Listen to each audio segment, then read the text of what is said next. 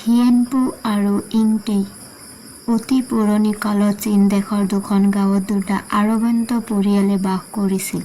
এটা পৰিয়ালৰ মুৰব্বীজনৰ নাম আছিল চু আৰু আনটো পৰিয়ালৰ মুৰব্বীৰ নাম আছিল লিয়াং। চু আৰু লিয়াং দুয়ো নলে গলে লগা বন্ধু আছিল। লিয়াং পৰিয়ালত এবাৰ এটা ল'ৰা জন্ম হ'ল। ল'ৰাটোৰ নাম ৰাখিলে হিয়েনপু। সৰুৰে পৰা হিয়েনপুৰ বুদ্ধি অতি প্ৰখৰ আছিল। পঢ়া শুনা খেলা ধূলা সকলোতে হিয়েনপু শ্ৰেষ্ঠ আছিল। সেয়েহে সকলোৱে গুণাগথা কৰি তাক পঢ়িবলৈ বুলি চহৰলৈ পঠিয়ালে। আনফালে প্ৰায় সেই সময়তেই চু পৰিয়ালত এজনী ছোৱালীৰ জন্ম হ'ল। তেওঁলোকে তাইৰ নাম ৰাখিলে ইংটেই। তাইও সৰুৰে পৰাই প্ৰখৰ বুদ্ধি সম্পন্নতো আছিলেই, লগতে আছিল অতি ৰূপৱতী। দেউতাকৰ তাই আছিল নয়নৰ মণি, আলাসৰ লাৰু। তেওঁ এখন্তকো তাইক চকুৰ আঁৰ নকৰিছিল। খেলা ধূলাতকৈ ইংটেই পঢ়ি শুনিহে বেছি ভাল পাইছিল। এখন কিতাপ এবাৰ পঢ়িলে তাইৰ সকলো মনত ৰৈ গৈছিল। ডাঙৰ হৈ তাইও চহৰলৈ পঢ়িবলৈ যাবলৈ ইচ্ছা প্ৰকাশ কৰিলে। দেউতাকে হাজাৰ বুজায়ো তাইৰ ইচ্ছাক বাধা দিব নোৱাৰিলে। শেষত উপায় নাপাই তেওঁ তাইক ল'ৰাৰ পোছাক পিন্ধাই ল'ৰা সজাই চহৰলৈ পঢ়িবলৈ পঠিয়ালে। চহৰলৈ গৈ ইংটেই হিয়েনপুৰ লগতে থাকিবলৈ ল'লে। দুয়ো একেলগে থাকে, একেলগে পঢ়ে, একেলগে শুৱে, একেলগে সকলো কাম কৰে। ক্ৰমান্বয়ে দুয়ো নলে গলে লগা বন্ধু হৈ পৰিল।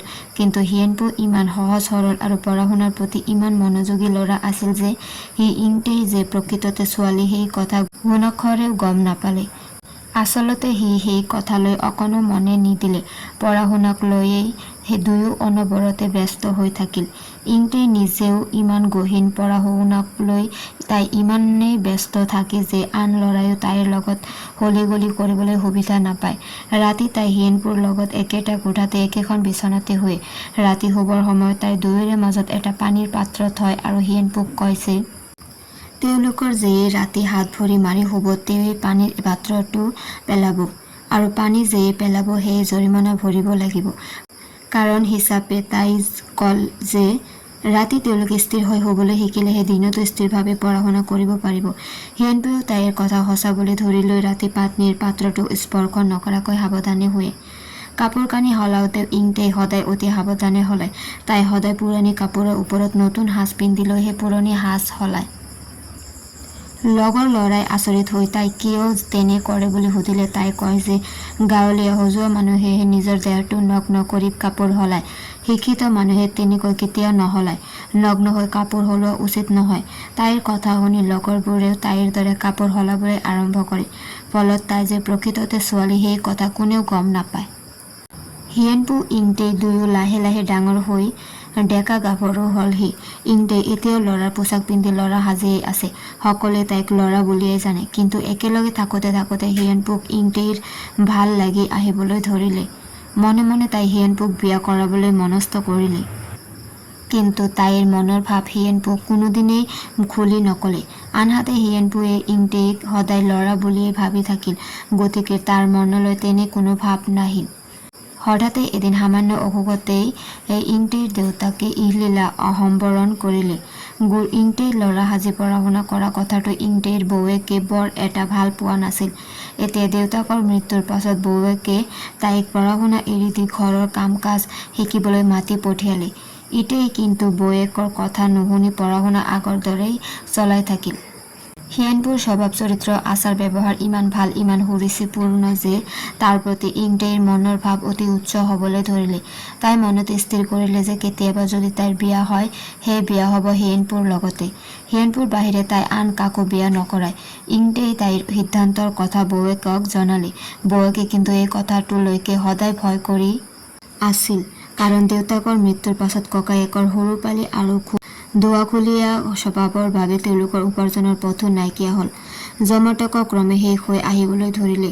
সেয়েহে বৌৱেকে বুদ্ধি কৰি এঘৰ নতুনকৈ ধনী হোৱা মানুহৰ ল'ৰা মাৰ লগত ইংটেইৰ বিয়াৰ বন্দোবস্ত কৰি পেলালে।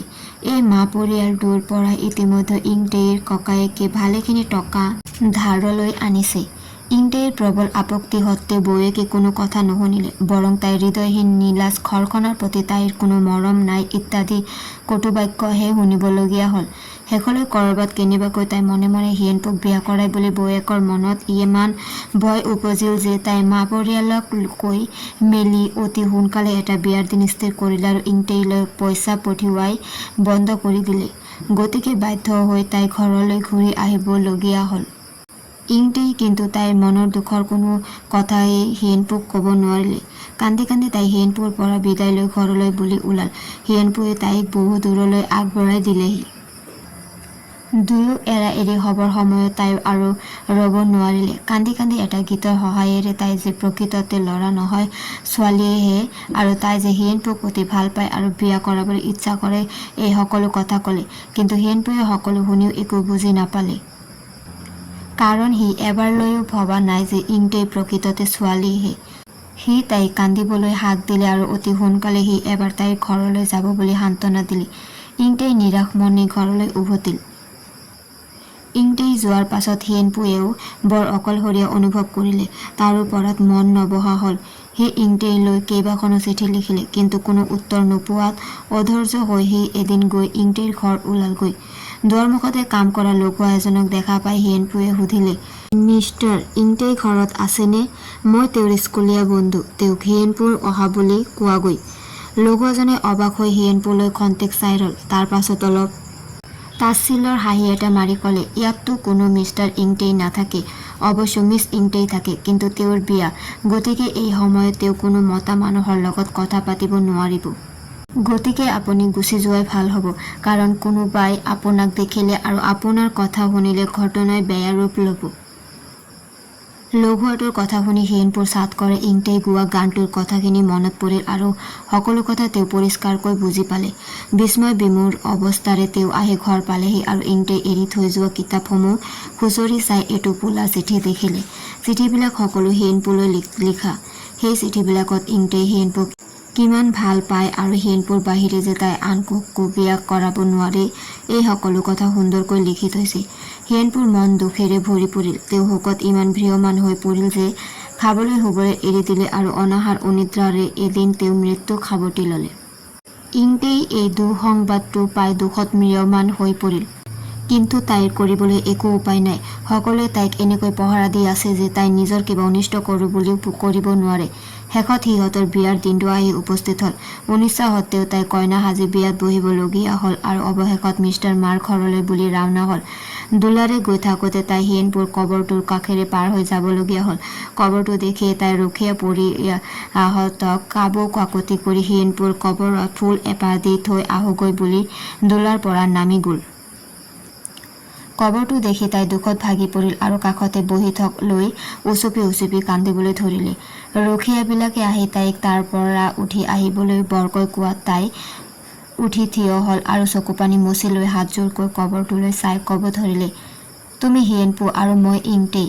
যদি সঁচাকৈ মই তোমাক ভাল পাইছিলোঁ আৰু যদি তুমিও মোক মন প্ৰাণে বিচাৰিছিলা, তেনেহ'লে তোমাৰ কবৰটোত ফাট মিলিব আৰু ময়ো তাত সোমাই পৰিব পাৰিম।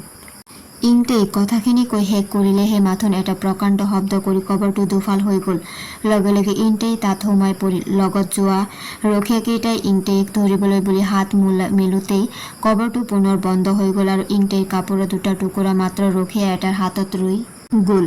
লঘুৱাটোৱে কাপোৰ দুটুকুৰা হাতৰ পৰা পেলাই দিয়াৰ লগে লগে সেই টুকুৰা দুটা দুটা পখিলালৈ ৰূপান্তৰিত হৈ আকাশলৈ উৰি গ'ল।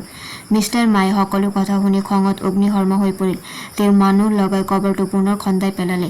ভিতৰত কফিনটো দেখি ঢাকনিখন দাঙি চাই দেখিলে যে তাত কোনো শৱ নাই, মাত্ৰ দুটা ধুনীয়া বগা শিলহে পৰি আছে। হিয়েনপু আৰু ইংটেইৰ শব্দদেহ দুটা কলৈ গ'ল কোনেও ধৰিবই নোৱাৰিলে। খঙতে মিষ্টাৰ মায়ে শিল দুটা তুলি আনি বাটলৈ দলিয়াই দিলে। কিন্তু কি আচৰিত সেই ঠাইতে দুটা ডাল থকা বাঁহ গছ এজোপা গজি উঠিল। বতাহত হালি জালি থকা উজ্জ্বল সেউজীয়া বাঁহজোপা দেখি সকলোৱে সেইজোপা যাদুকৰী বাঁহ বুলি জানিছিল আৰু ভয়তে দাৰে ঘঁপিয়াই কাটি পেলাব খুজিছিলে। কিন্তু সকলোকে অবাক কৰি বাঁহজোপাৰ এটা ডাল কাটিলে আৰু এটা ডালে নতুনকৈ পোখা মেলি গজি আহিবলৈ ধৰিলে। শেষত মিষ্টাৰ মাৰ লঘুৱা এটাই আহি দুয়োটাৰ ডাল একেলগে কাটি পেলালে। লগে লগে ডাল দুটা ওপৰলৈ উৰি গৈ আকাশত ৰামধেনু হৈ পৰিলগৈ। ৰামধেনুৰ ৰঙা ৰংটো হিয়েনপু আৰু নীলা ৰংটো ইংতেই এইদৰে দুয়ো অমৰ হৈ চিৰদিন একেলগে থাকিলগৈ।